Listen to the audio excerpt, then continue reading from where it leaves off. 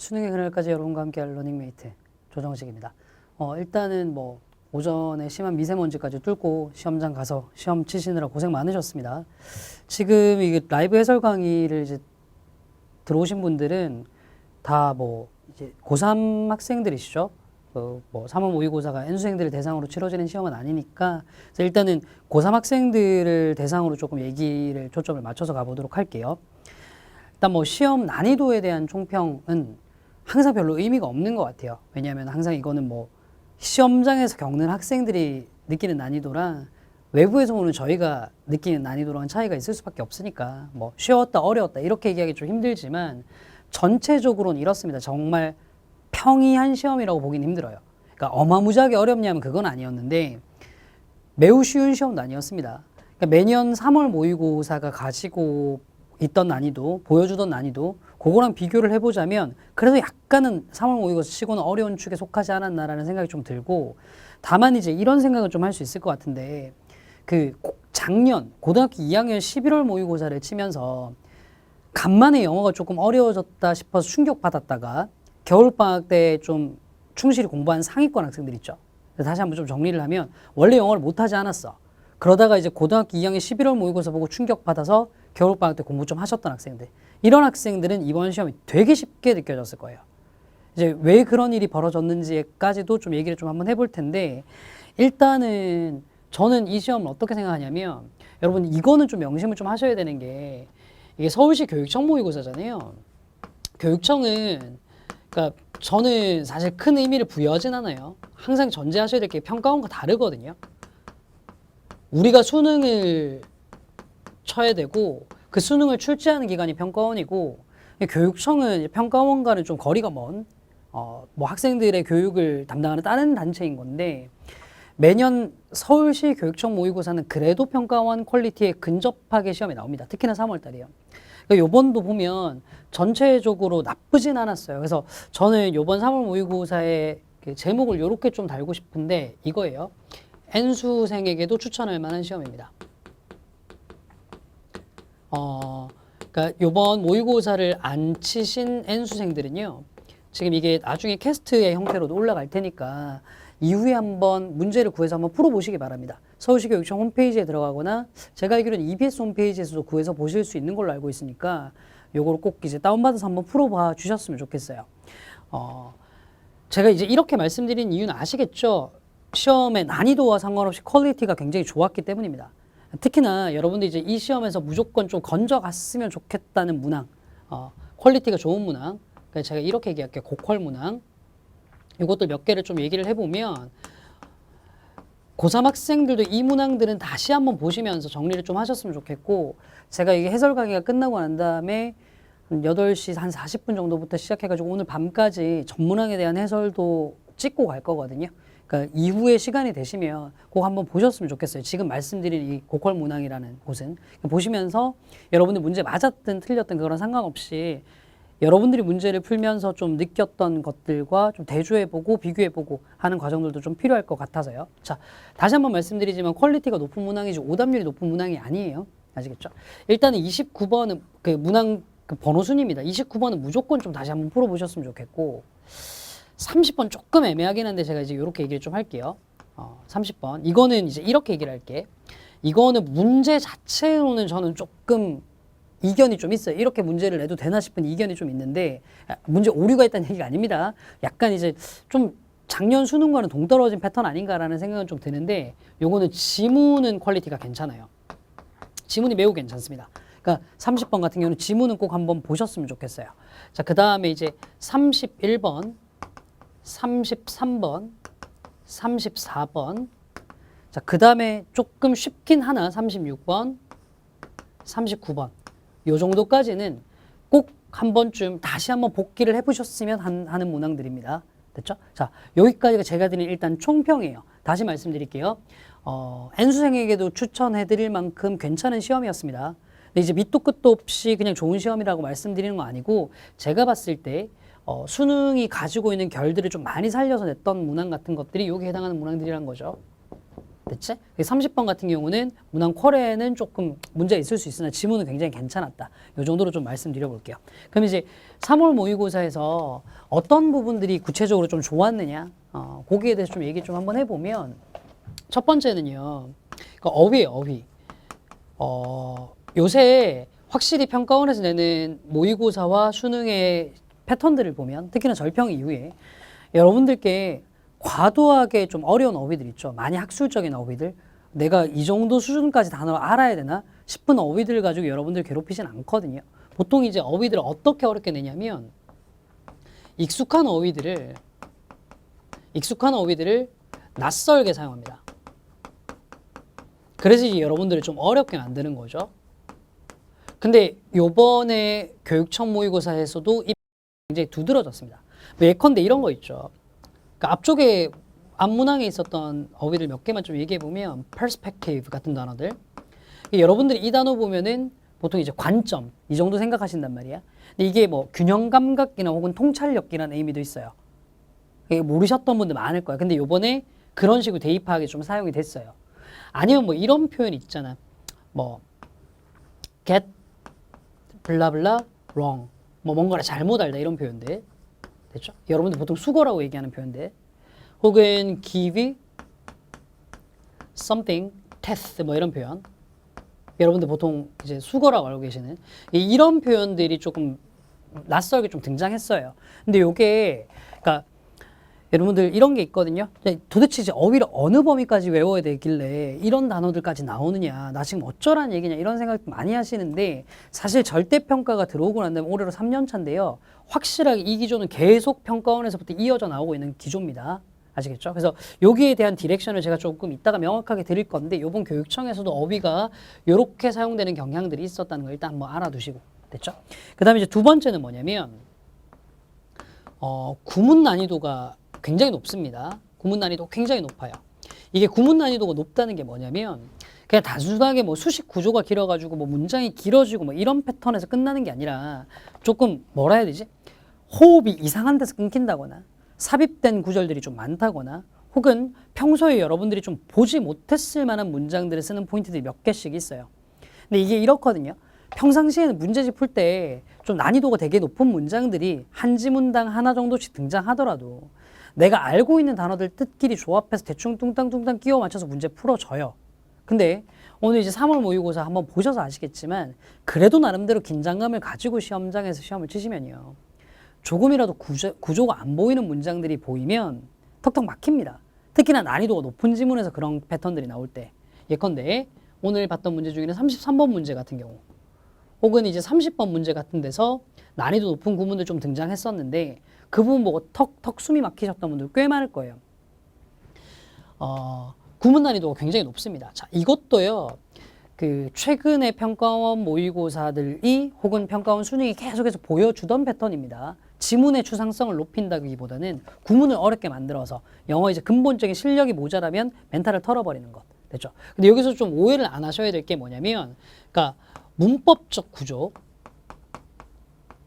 문법 구조, 이게 굉장히 난해한 문장들보다는 오히려 이해가 어려운 문장들, 됐죠? 이해가 어려운 문장들, 이런 것들이 조금 많이 나온 편이었어요.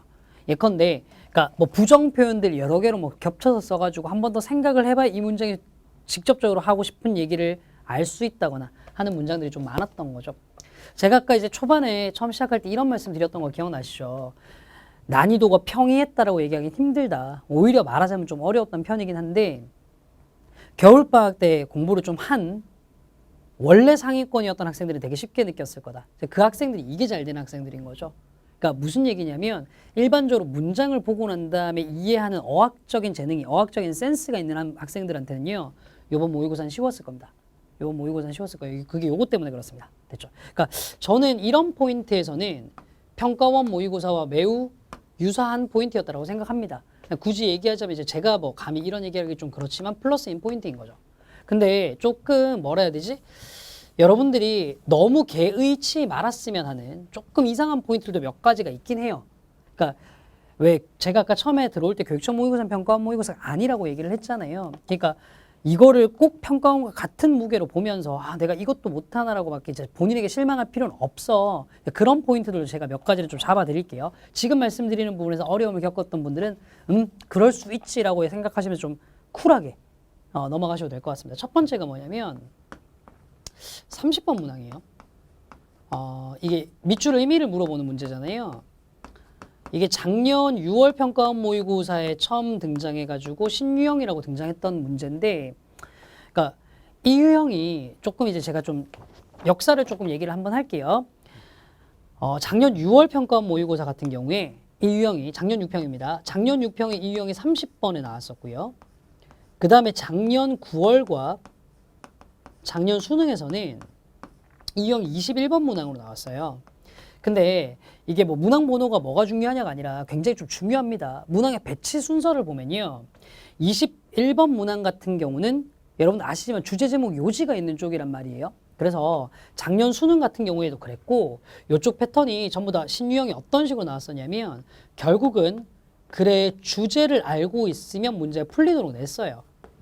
밑줄 친 부분의 의미도 파악은 해야 되지만 글의 주제를 알면 문제를 풀 수 있도록 냈다고. 실제로 이거 21, 2, 3 이쪽 부분이 대입학 부분이잖아. 그래서 그 부분이랑 묶어냈다고.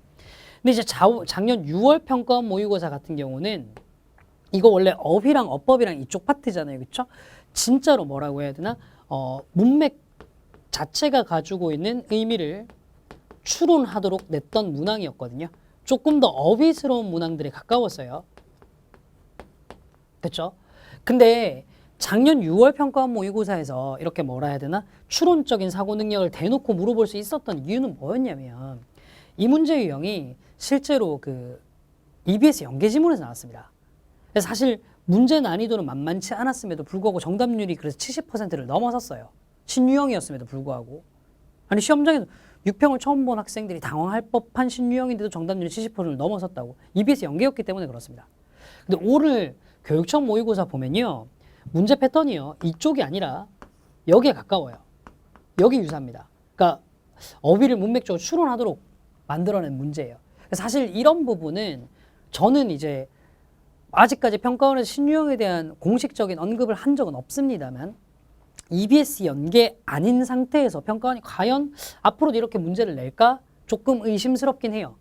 무슨 말인지 알죠? 그렇게 내지 않는다는 게 아니라 평가원이 이렇게 과연 낼까라는 의심이 좀 있어요. 그래서 요거는 제가 조금 말씀 좀 드려볼 텐데 뭐냐면 딴 거 아니고 그 매년 그 평가원에서 수능을 대비하는 학생들을 위해 학습 가이드라는 걸 발간하거든요. 3월 달에. 제가 좀 전에 평가원 홈페이지 들어갔는데 올해 건 아직 안 나왔더라고요. 자, 요 평가원 학습 가이드가 나오면 제가 이 부분을 집중적으로 해가지고 캐스트로 한번 촬영을 하도록 하겠습니다. 자, 평가원 학습 가이드로 제가 신유형을 평가원이 어떻게 판단하는지 밑줄 어휘 문제를 어떻게 판단하는지를 판단해서 요거를 제가 메가스터디 내에 캐스트로 촬영을 하도록 할 테니까 꼭 한번 봐주시기 바라겠습니다. 됐죠? 요게 이제 제가 생각하기에 좀 제일 찜찜한 부분. 그 다음에 이제 두 번째는 뭐냐면 이런 건데 절평 시작되고 난 다음에요. 실제로 평가원 모의고사든 혹은 수능은 이래요. 자, 빈칸 난이도가 전반적으로 6구 수능에서 많이 내려갔습니다. 요번 3월 얘기하는 거 아니에요. 그리고 대입학 있죠. 주제 제목 요지라든가 순서 삽입 문제는 난이도가 많이 뛰었어요. 그래서 전체적으로 보면 난이도가 평준화되는 게 요새 평가원 문제의 추세거든요. 무슨 말인지 아시겠죠? 근데 요번은 보면 교육청 모의고사는 빈칸이 지나치게 고난도예요. 이 지나치게 고난도라는 얘기는 뭐냐면 그 평가원은 빈칸 문제를 고난도로 낼 때 패턴이 딱 정해져 있습니다. 추상적인 지문을 쓸 때는 구문의 난이도를 높이진 않아요. 반대로 지문의 추상성은 낮은데 빈칸의 난이도를 높이고 싶을 때는 구문만 어렵게 냅니다. 근데 이번에는 지문도 굉장히 추상적인데 구문도 난이도가 높아요. 특히나 33번. 그래서 이게 이제 수능 치는 학생의 의미가 없는 문항이라기보다는 빈칸 난이도에 비해서 뒤쪽에 또 보면 이제 순서 삽입 파트라든가 앞쪽에 대입학 같은 경우는 난이도가 지나치게 낮거든요. 지나치게 낮거든요. 그래서 이 부분 관련해 가지고 조금 약간 뭐라 해야 되지? 학생들이 앞으로도 학습 방향을 잡는데 조금 오류를 범할 수 있지 않을까 싶은 생각이 좀 들어요. 앞으로도 계속 빈칸이 어렵고 순서 삽입은 좀 쉽겠구나라고. 근데 그렇지 않습니다. 지금까지 평가원의 패턴을 보면 오히려 이럴 가능성이 더 높으니, 됐죠? 그러니까 요번에 쳤던 그 3월 모의고사에서 빈칸이 너무 어렵다고 해서 빈칸에만 집중하는 그런 우를 범하진 않으셨으면 좋겠습니다. 무슨 말인지 이해가셨죠? 그 다음에 이제 세 번째로 제가 좀 드리고 싶은 게 이게 순서 삽입의 난이도가 낮아졌던 거랑 조금 관련된 건데 그 순서 삽입 파트 있죠? 여기가 자 평가원 같은 게 제가 지금 노란색으로 적는 게 전부 다 평가원 패턴입니다. 평가원에서 얘기하는 패턴들은 항상 어땠냐면 소위 기능어 있죠. 여기서 얘기하는 기능어는 뭐냐면 여러분들 알고 있는 뭐 대명사라든가 연결사라든가 지시사라든가 뭐 이런 거 있잖아요. 이런 것만으로 문제를 풀 수 없도록 낸다라고 평가원이 아예 대놓고 얘기를 하고 있어요. 이것뿐만 아니라 이제 뭐도 고려를 많이 해야 된다라고 얘기하냐면 지문의 내용적인 측면도 고려해서 풀리도록 낸다라고 해놓고 실제로 요 최근의 기출을 보면 이걸 훨씬 더 강조하는 추세임을 알 수 있습니다.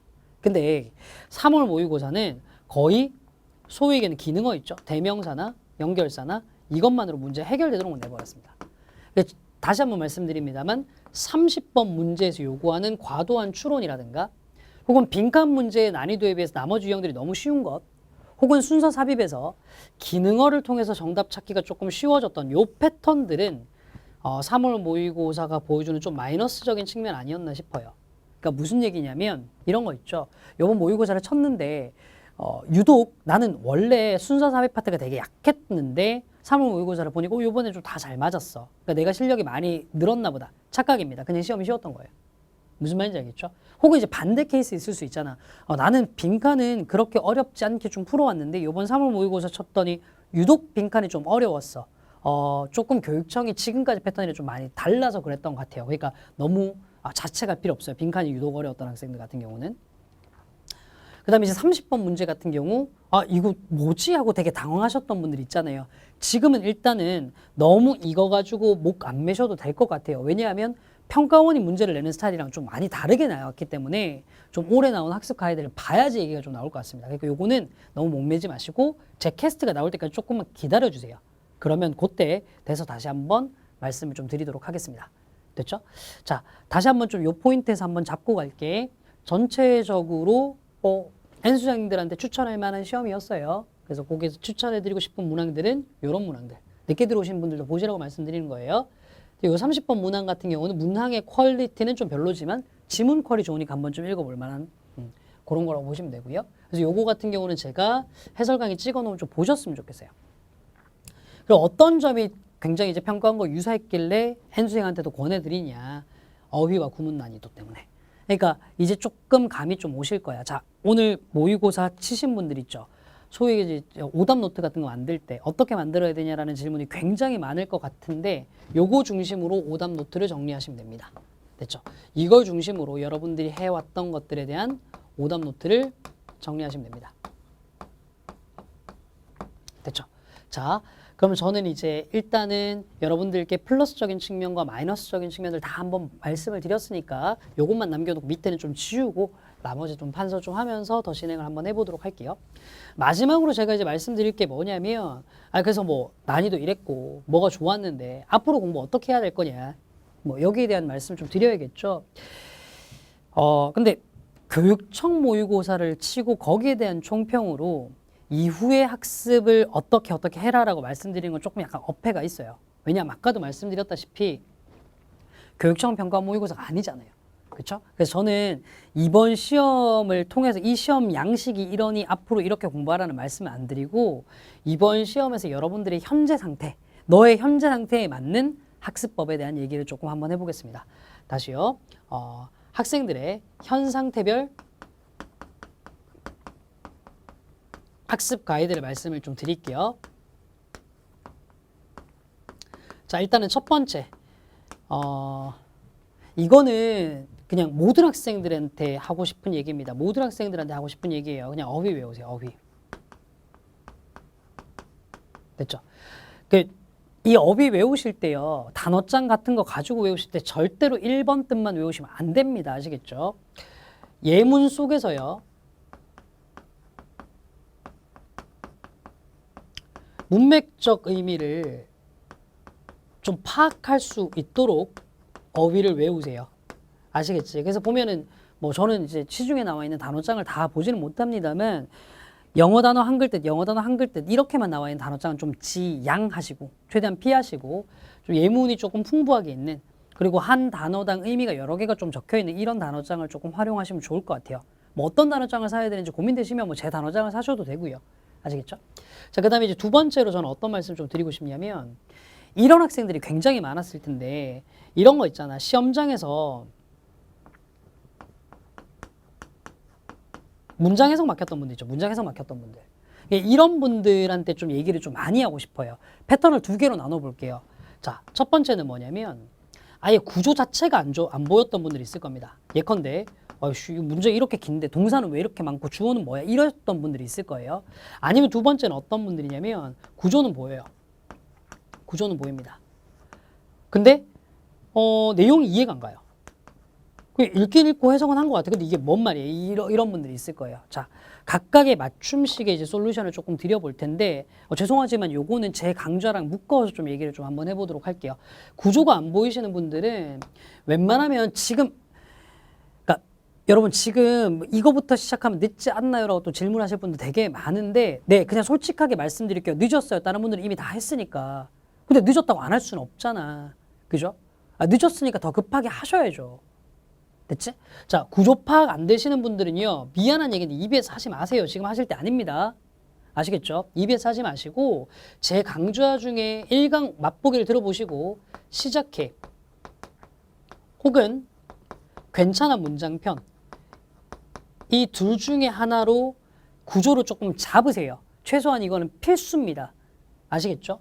그 다음에 좀 이제 이해가 조금 부족하신 분들은 두 가지로 또 나뉠 수 있을 거야. 첫 번째는 뭐냐면 문장 단위의 이해가 부족하신 분이 있을 거고 웬만한 경우는 이제 문장 단위는 어떻게든 이해가 가는데 이걸 글 전체에서 못 녹여내는 분들이 있을 거야. 자, 거기에 맞춰서 밑문을 진행을 하시거나 시간이 되시면 이제 밑글을 진행하시는 게 더 낫겠지만 EBS 강좌를 조금 활용을 하세요. 됐죠? 특히나 이 강좌는 분석서 같은 경우 활용을 좀 하시면 문맥에 맞게 글을 어떻게 읽어야 될지에 대한 것들이 분석서에 자세히 나와 있습니다. 아시겠죠? 그 다음에 이제 세 번째로 어떤 유형의 학생들이 있냐면 이런 학생들이 있어요. 체력.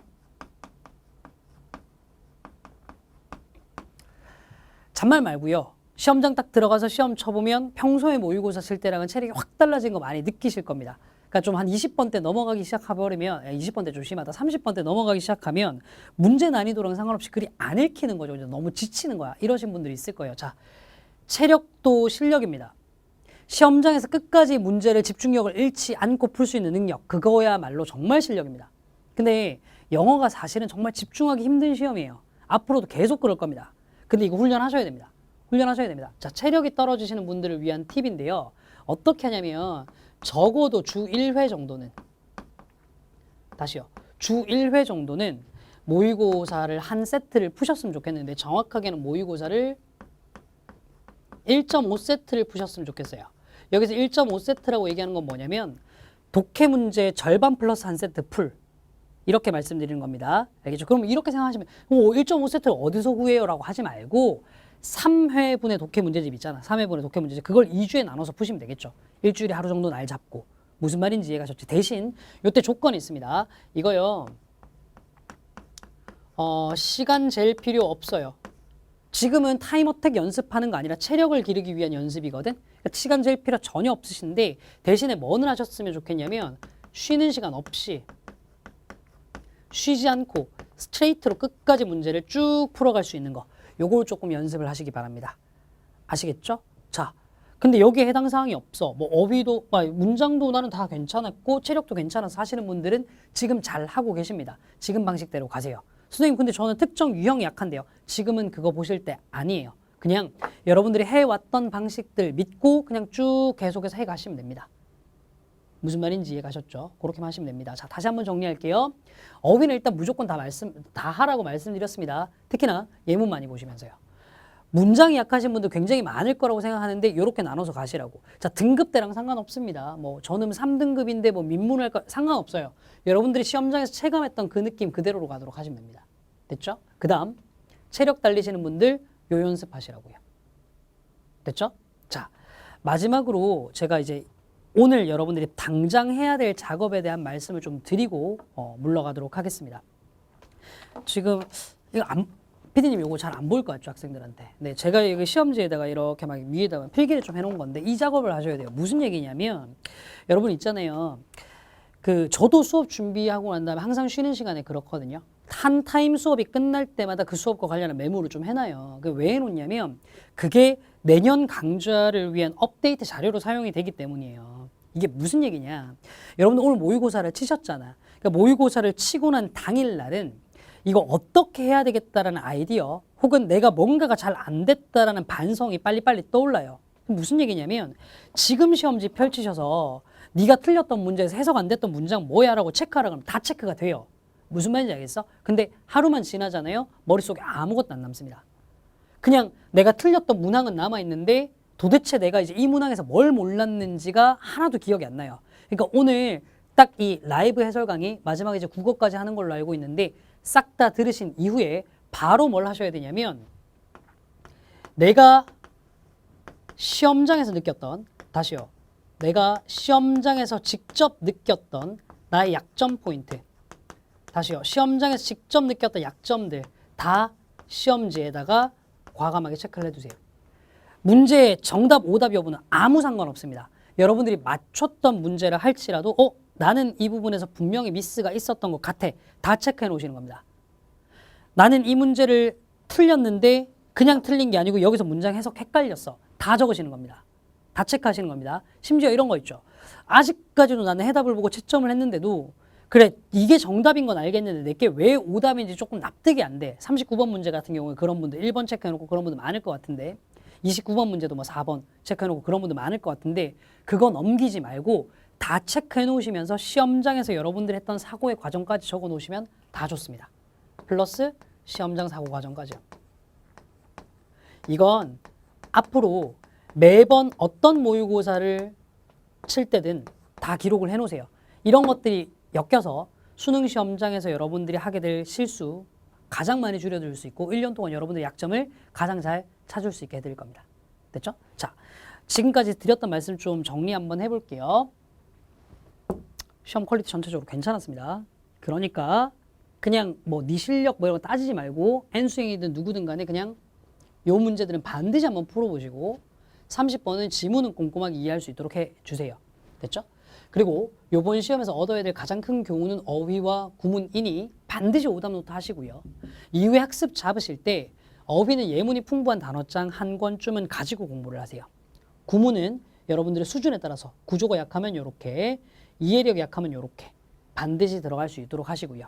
시험장에서 체력의 부족을 느끼셨던 분들은 일주일에 한 세트씩 모의고사 1.5회 푸는 거 반드시 해보시기 바랍니다. 그리고 무엇보다 시험장에서 내 약점을 바로바로 체크를 해놓고 오늘 기록을 남겨두도록 합시다.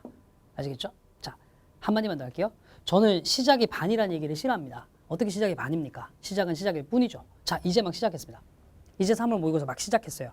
그냥 이제 막 시작했는데 여기서 뭐 좌절할 필요도 없고 뭐 굉장히 큰 희열을 느낄 것도 없습니다. 그냥 첫 스타트였을 뿐이다라고 생각하시고 네가 가지고 있던 여러분이 가지고 있는 약점만 확실하게 체크하고 이후에 보완해 나가시기만 하면 될 것 같습니다. 아시겠죠? 자, 뭐 특별하게 어마어마한 거창한 교훈을 얻기보다는 내 약점을 정확하게 체크했으면 그걸로 족합니다. 아시겠죠? 저는 그러면 본격적으로 전체 해설 강의에서 여러분들 또 만나 뵙도록 하겠습니다. 지금까지 조정식이었습니다. 고생 많으셨습니다.